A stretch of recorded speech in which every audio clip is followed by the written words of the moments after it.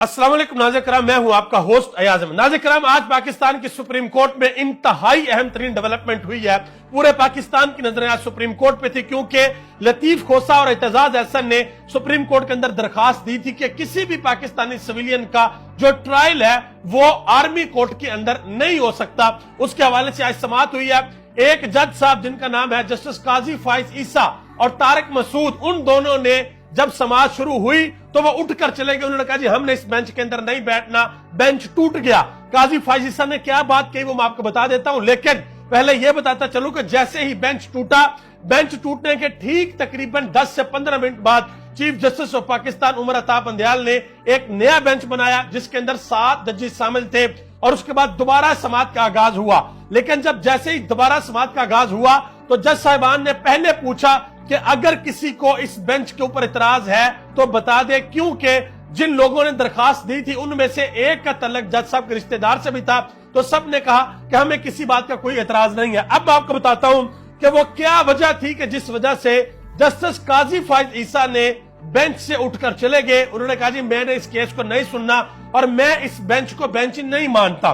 उन्होंने कहा मैं उस वक्त तक किसी बेंच का हिस्सा नहीं बन सकता, सिर्फ ये बेंच नहीं, किसी भी बेंच। उन्होंने कहा जी किसी भी बेंच, यानी कि अगले दिनों में भी अगर सुप्रीम कोर्ट के अंदर कोई केस आता है तो मैं किसी बेंच का हिस्सा नहीं बन सकता जब तक practice and procedural bill case का फैसला नहीं होता।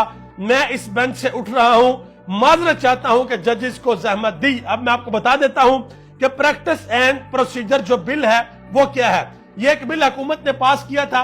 वो बिल ये था कि जब भी सुप्रीम कोर्ट कोई सो मोटो लेगी तो चीफ जस्टिस अकेला सो मोटो नहीं ले सकता, बल्कि 3 जजेस की कमेटी बनेगी।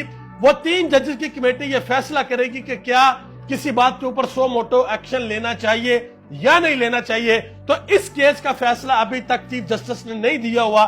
तो काजी फाइज ईसा ने कहा है कि जब तक चीफ जस्टिस इस केस का फैसला नहीं करते मैं किसी बेंच में नहीं बैठूंगा। एतजाज अहसन और लतीफ खोसा ने रिक्वेस्ट की कि आप बैठे, लेकिन वो नहीं बैठे। और दूसरी तरफ आज उन लोगों को जवाब मिल गया जो ये कहते थे जी जस्टिस काजी फाइज ईसा को बेंच के अंदर क्यों नहीं बैठाते, उनको क्यों नहीं शामिल करते, तो उनको भी आज शामिल कर दिया। फुल कोर्ट की इस्तदा एतजाज अहसन ने बात करते हुए कहा कि ये बार बार कहते हैं जी फुल कोर्ट बनाओ, फुल कोर्ट बनाओ। तो हमने तो फुल कोर्ट की इस्तदा की थी, लेकिन सुप्रीम कोर्ट ने 9 जजेस पर मुश्तमिल बेंच बनाया। और आज बड़ी अहम समाअत हुई है। जब समाअत का आगाज हुआ तो आगाज में ही काजी फाइज ईसा जब उठकर जाने लगे तो उस वक्त लतीफ खोसा ने एक बड़ी अहम बात की और एतजाज अहसन ने भी की। उन्होंने कहा कि अगर आप केस नहीं सुनेंगे तो 25 करोड़ अवाम का क्या होगा। हम चाहते थे कि एक घर की तरह मसाइल साइड पर रखकर समाअत की जाए। उसके ऊपर जवाब दिया जस्टिस काजी फाइज ईसा ने कि ये सुप्रीम कोर्ट है, किसी का घर नहीं है। जस्टिस मंसूर अली शाह ने कहा कि अगर किसी को बेंच पर एतराज है तो पहले बता दें, क्योंकि जस्टिस जवाद एस ख्वाजा जो है वो जस्टिस मंसूर अली शाह के रिश्तेदार हैं। तो उन्होंने दरखास्त दी हुई थी, तो मंसूर अली शाह ने कहा कि पहले बता दो, कल को ये रोला डाल दें, देखें जी एक जज तो रिश्तेदार था, इस वजह से फैसला आ गया। तो सब ने कहा कि जी हमें किसी किस्म का कोई एतराज नहीं है। एतजाज अहसन ने कहा, अटॉर्नी जनरल ने कहा हमें किसी किस्म का कोई एतराज नहीं है। फिर समाअत का आगाज हुआ तो लतीफ खोसा ने कहा कि लाहौर में जिना हाउस के बारे में कभी नहीं सुना, उस घर को कोर कमांडर हाउस कहें तो बेहतर होगा।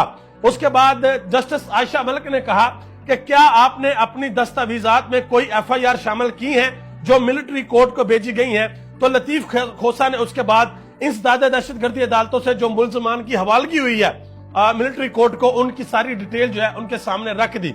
और फिर यह भी कहा कि सिविलियन का ट्रायल या तो कोई कर्नल करेगा या फिर ब्रिगेडियर, ये लतीफ खोसा ने कहा। और जस्टिस मंसूर अली शाह ने कहा ये जो आप पढ़ रहे हैं इसमें ISPR का नाम कहां पर लिखा हुआ है। तो लतीफ खोसा ने कहा कि ये ISPR का ही जारी करदा अलामिया है। और फिर उन्होंने कहा कि जिस वक्त ये सारे के सारे अफसोसनाक वाकयात हुए तो इन अफसोसनाक वाकयात के बाद जिसने प्रेस कॉन्फ्रेंस की उन सबको छोड़ दिया गया और बाकी सबको अंदर डाल दिया गया। और 10 मई को तकरीबन 4000 लोगों को गिरफ्तार किया गया। तो जस्टिस आयशा मलिक ने इसके ऊपर बड़ी अहम बात की।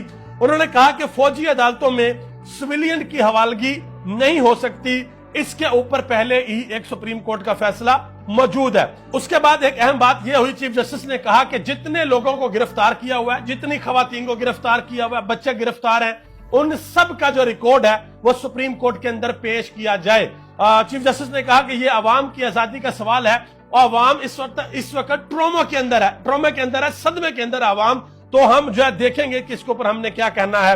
لطیف کھوسہ نے استدعا کی کہ آپ اس کے اوپر حکم امتناع جاری کریں، تو چیف جسٹس نے کہا کہ حکم امتناع ہر چیز کا سلوشن نہیں ہوتا، آپ دیکھیں کہ ہم اس کے اوپر کیا کرتے ہیں۔ آگے آ جائے جی، ایک اور اہم خبر ہے، وہ خبر یہ ہے کہ تحریک انصاف کے رہنما غلام سرور خان